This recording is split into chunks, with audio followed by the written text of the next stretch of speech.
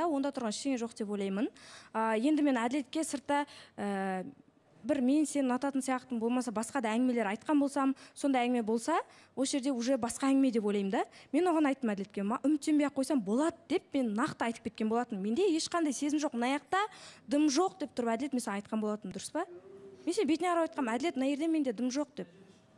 Жалпы қазір бұл жерде менде ешкімге де жоқ деп айта аламын. Мен мына жерде ешкімге ештеңе жоқ. Бірақ қазір мен Тәуіржанмен таныстық болып жатыр. Ал әділетпен сыйластық болып қалады арамызда. Тәуіржанмен таныстық жалғасады. Және Тәуіржан айтқан талаптар орындала ма? Талаптарын нақты Қайталайсыз? В общем, былай, қасына жыламайсың жалпы, отырмайсың, съемка, анау мынау, бірге билеу, би емес. Просто осы тема қайтып оралмай қойықшы болып. Мен Тәуіржан негізі ондай талап қоятын жігіт деп вообще ойламаған болатын негізінде. Жоқ, маған ұнамайды просто. Жоқ, маған да емес. Әсірелеп қарамайтын шығар бір.